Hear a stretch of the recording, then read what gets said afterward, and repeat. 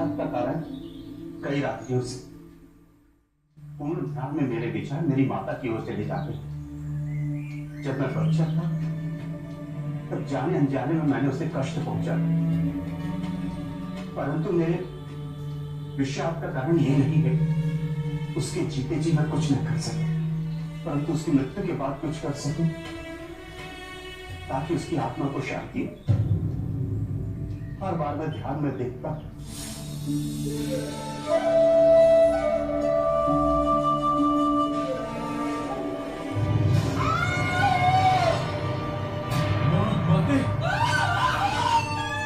इस दृष्टांत ने मुझे बहुत व्यथित कर रखा है बुद्ध। इसका क्या अर्थ है? उगलाना, जब तुम्हारी माताश्री जीवित थी तो क्या उन्होंने बुरे कृत्य किए?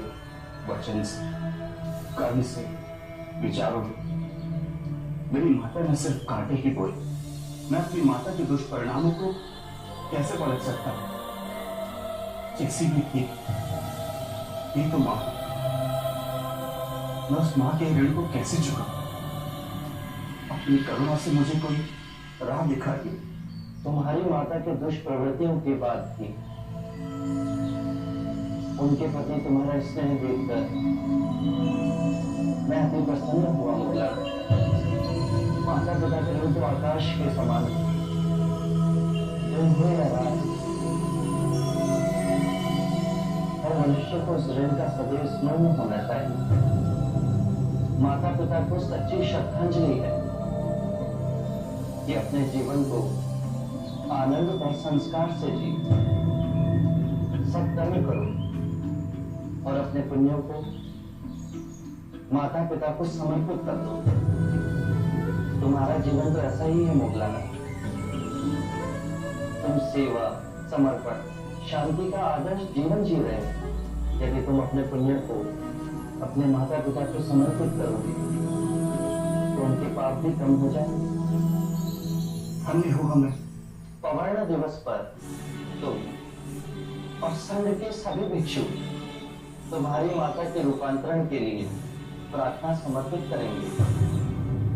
गहन ध्यान और शुद्ध मन से की गई प्रार्थना में बहुत शक्ति है मुगला। वो तुम्हारी माता के सभी पापों को गला देगी, उन्हें धर्म की राह पर ले आई। हम एक मुक्ति समारोह करेंगे जहां संघ के सभी भिक्षु अपने माता पिता के रूपांतरण के लिए प्रार्थना करेंगे, चाहे वो जीवित हो या मृतक। करुणा के सागर है, सबके लिए निरंतर चिंतित। एक दिया असंख्य दियों को प्रज्वलित करता है मुगलाना।